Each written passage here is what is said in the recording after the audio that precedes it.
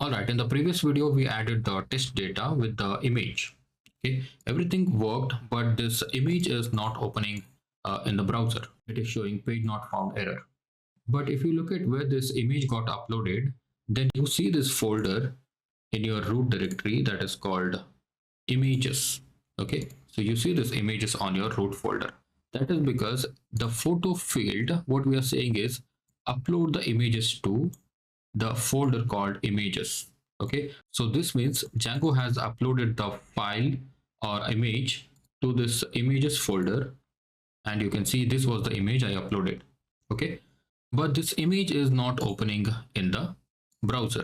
Okay, in Django, any files that are uploaded by the user are called media files.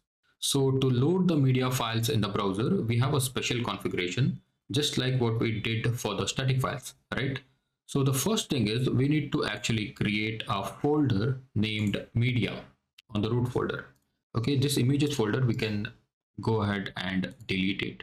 Okay, because that is not our media root folder. That images folder was created when we upload the photo, right? But on the root folder, we want to create a folder named media. Okay, so that means whatever the files and folders you upload will go to this media folder.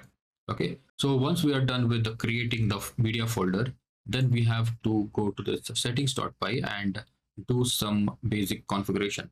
Okay, so here I'll go to the bottom of this page and I'll say in the comment, and I'll first say media files configuration.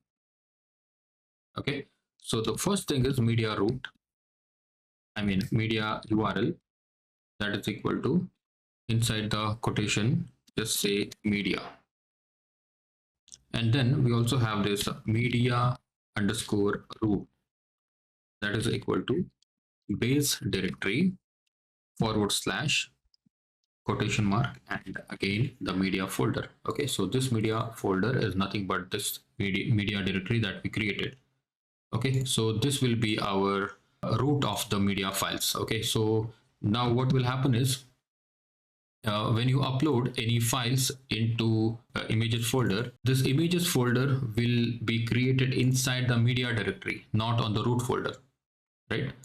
So once that is done, then at last what we'll have to do is we'll have to go to this urls.py, and here you have to say plus and call the static function. Okay, I'll take you to the Django documentation here. So here it is saying serving files uploaded by user during development. Okay, so what you have to do is you have to just copy this line of code and paste it here. So here you have to actually import static and settings. Okay, so that is also here from django.conf import settings, and from django.conf.urls.static import static. Copy these two lines and paste it here. All right, so this is actually the media files configuration. All right, and then what we'll do, we'll go back to the Django admin panel, and here we have already deleted this folder and file, right? So that's why we'll upload the file again. All right, I'm going to upload this image and I will click on this save. All right, now if I go back to this employee detail and click on this, and here you see the image is opening in the browser. Okay, and the image path, you can see it is loading from the media. Okay, so this is media, right? So in the media folder, it has created images folder and then the file name of the image. Okay, so that's how it is loading the image. All right, and yeah, that's about the media file configuration. And one more thing you see here is this employee object one, right?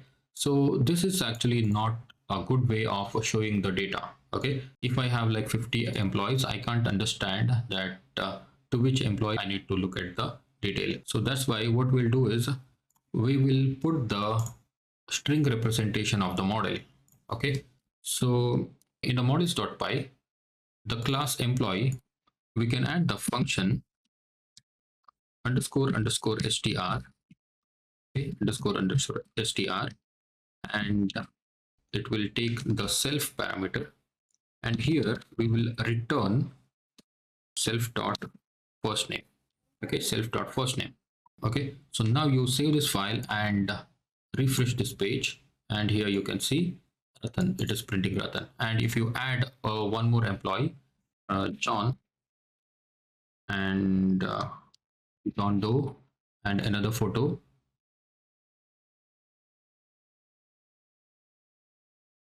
and he's a graphic designer, and email address john at the gmail.com, and phone number. Save this, and now you can see we have two records. Okay, so that's how you add the string representation of the model.